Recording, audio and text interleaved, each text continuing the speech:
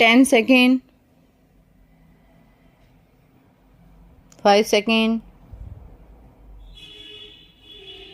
Ready start. अध्यक्ष महोदय, आज सदन के सामने जो बाढ़ और चक्रवात के बारे में हम लोग बहस कर रहे हैं वह निश्चित रूप से देश के सामने एक महत्वपूर्ण सवाल है विराम। उड़ीसा, बंगाल, आंध्र प्रदेश, बिहार आदि सभी जगह बाढ़ आई है, लेकिन यह उड़ीसा की बाढ़ की विशेषता है कि वहाँ पर बाढ़ के साथ चक्रवात भी हुआ विराम। आपको यह सुनकर ताज्जुब होगा कि उड़ीसा का एक दुर्भाग्य यह रहा है कि पिछले 4 साल से उड़ीसा के एक जिले में दुर्भिक्ष व अकाल पड़ा विराम। उसके बाद सन 1967 में कटक जिले में चक्रवात आया विराम। परिणामस्वरूप यह दोनों जिले मुख्य रूप से क्षतिग्रस्त हुए हैं विराम। कटक जिले के भी कुछ हिस्से में क्षति हुई है विराम।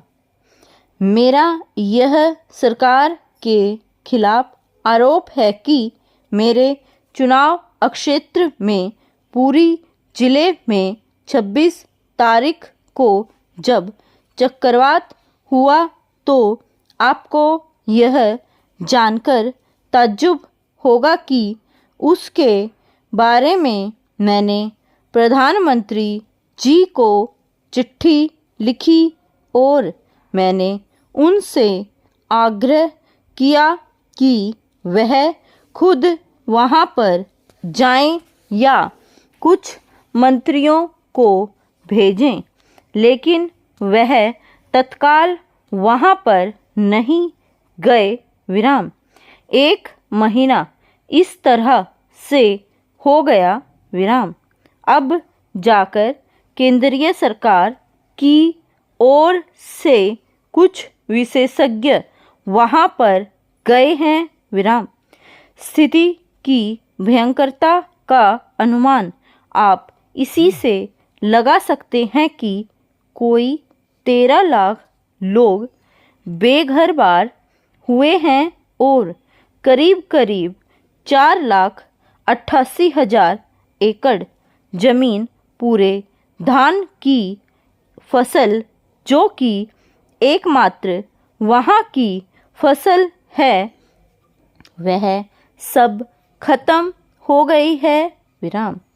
सवाल अब यह है कि इन 13 लाख लोगों का पुनर्वास कैसे किया जाए विराम।